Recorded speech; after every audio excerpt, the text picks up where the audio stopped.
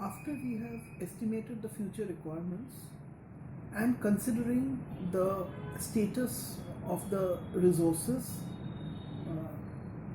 we need to formulate policy guidelines for future development. Many cities all over the world have city-based policies which guide the development and which guides the plan and consequently the development, or which guide the plan and the development of the city. For example, New York has a open policy for open space, that no New Yorker should be 5 minutes away from any open space. Accordingly, their plan reflects. Accordingly, the city plan has taken care of this policy. Based on the city level, based on the policy guidelines, the plan is prepared, starting with the vision, and accordingly the strategies and proposals are formulated. As you will be seeing that how various sectors, what sort of strategies are formulated or need to be formulated. The first, as I discussed before, or as I referred to before, that when we start preparing the plan, we should have a vision, and the plan also and the vision and would also have aims and objectives which would help in achieving the vision. Then the plan is also, we have already discussed about planning approaches and concepts earlier. So the plan can be based on any planning approach. It can be sustainable, it can be smart, it can be livable, etc.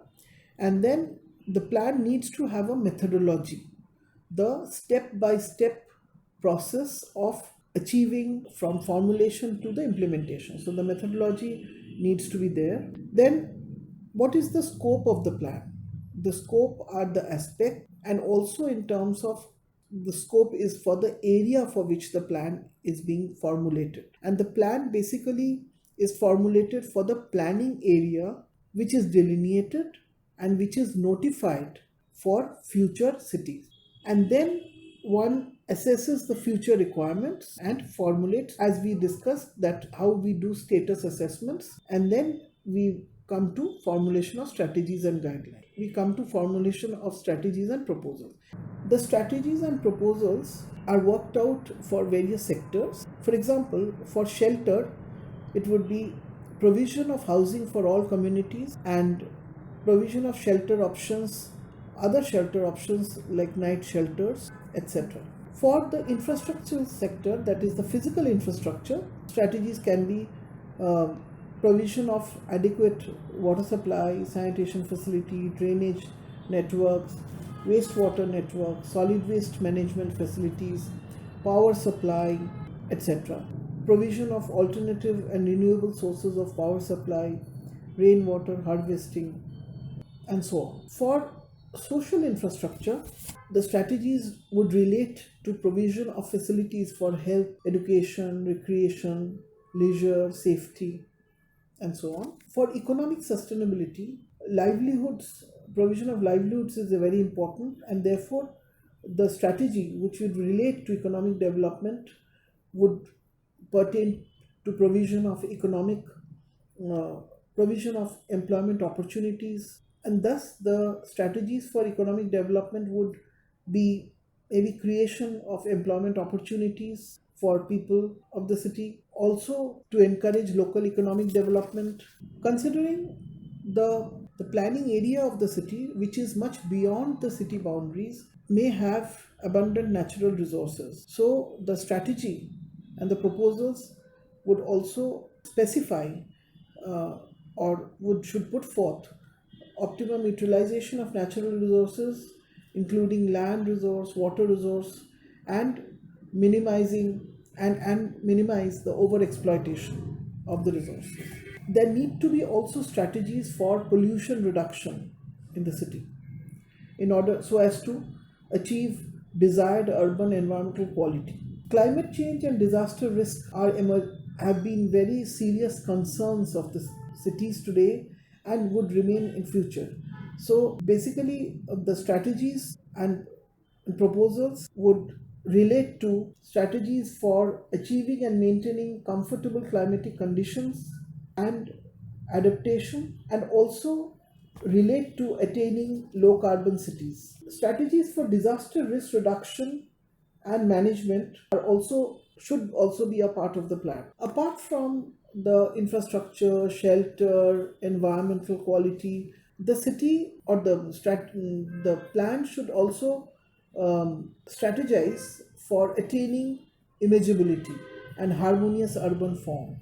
Preserving Conservation and preservation of the historicity, the socio-cultural values, and the built heritage would also be important strategies for the city. Strategies for financing the plan has to be incorporated in the plan. And finally, one has to have a robust governance setup if we need to implement the plan, and thus provision of an institutional setup for plan making, implementation, monitoring, review need to be included in the plan. Since planning is about making the right choices, we we need to have alternative scenarios, development scenarios, so that one can evaluate the alternative scenarios and finally go ahead with the best possible option. While we evaluate the scenarios, as I was mentioning before, that we have some criteria. Thus the criteria for evaluating the scenarios is the plan sustainable? Has it considered renewable options? Has it looked into resource recycling or resource conservation? Or has the plan or does the scenario, has the plan addressed resource conservation as a part of the scenario? Does the plan consider stakeholder participation in the visioning? Is the plan inclusive and equitable? Does the plan include emerging concerns? Is the plan sustainable? And for various sectors, we see whether does the plan consider for equitable distribution of housing supply and affordable housing for low-income communities? For infrastructure, we see, does the plan have provisions for equitable distribution of safe water supply? Have alternative sources of water supply been considered? This is the land use plan. It's a proposed land use plan for the city. These are the existing residential areas, and these are what are proposed. These are along the major highways, and there is these are the recreational areas which are proposed, and we have the recreational areas, parks, garden, all within the city. So this is the existing city, and this part is the proposed city, because the city is not static, city would grow. So these are for the future development areas which have been earmarked for future development. So residential areas, then we have the public and semi-public areas, then we have the water bodies. There's a water body here which has been proposed and for protection as a recreational zone. So these are the area, and then there's also a buffer zone which is there, which is to protect the water body from development. And then there are also the proposed transportation corridors. This is a railway line, existing railway line, but then there are these proposed corridors which are proposed for future development. The plan is put forth in the form of a report that and you can see the report structure here, which starts from the contents and the list of tables, figures, as generally a report would be, but it would also have the entire steps of plan preparation, starting from the status assessments of the various sectors, and then coming down to the other steps of plan preparation, that is the policy guidelines as we discussed, and then the alternative development scenarios, and then evaluation of the scenarios, and then finally going ahead with the chosen option. So how do we implement the plan? How do we monitor and review the plan? So basically this would be the report structure, and we end with the references, and you can see from this table, this slide.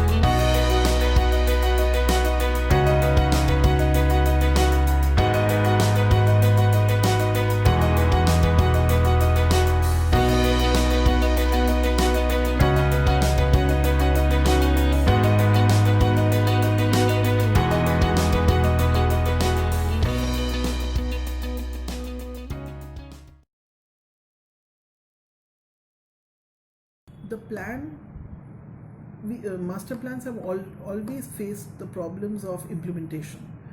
Uh, One of the most important uh, methods of implementation of the plan is to projectize the plan, is to formulate projects, and you can see the list of possible projects here, which can be infrastructure projects, which can be conservation projects, which can be conservation of heritage and precincts, which can be provision of maybe physical infrastructure, water supply project, or it can be uh, uh, providing maybe a school, or for that matter an open area, a planned park. uh, so similarly projects like this, or for example for that matter it can be a solar power generating plant. So anything, or a rainwater harvesting project. So there can be many such projects, and so therefore the plan needs to be broken down into various projects for implementation. And these projects, basically what we call as the DPR, or the detailed project reports, need to be worked out. And when one makes this, or one when one formulates this detailed project reports, there are certain steps to be followed, and those start from the site context, and then formulation of the project, then or in the design of the project, then the itemization, or the components, and further broken down into subcomponents and itemization, and then costing of the project, and then finally the implementation of the project, which would be phasing, operation, and which would be operation and maintenance, sorry, and finally the implementation of the project and operation and maintenance planning. So which would have the phasing of the project in terms of money, in terms of time, and also the institutional mechanism, the funding mechanism, and end with the appraisal of the project, which is the social appraisals, the economic appraisals, the technical and the environmental appraisals. So here you can see a detailed project report that is of a solar hub for a city. So there is this project formulation and design stage, which I had mentioned earlier, where there's a brief information about the project, you can see from the slide. Then the need of the project based on considerations, various considerations. Then the site assessments, then selection of the technology and the technical aspects, and the specification and standards. Now this is followed by the operation and maintenance requirements, the various appraisals, social and environmental appraisals, because this sort of project, solar hubs, would impact the environment. The environmental impact would be significant. So the solar and the environmental appraisals, the social and the environmental appraisals are given here. It is not so much of with a profit making motive, so therefore it is sort of a social project with environmental benefits. So therefore it is given, and if you can see here, the project implementation schedules, and the project costs and the financial analysis. So here a brief description about the project is given, and here you can see the through these slides, the details of the project which have been worked out.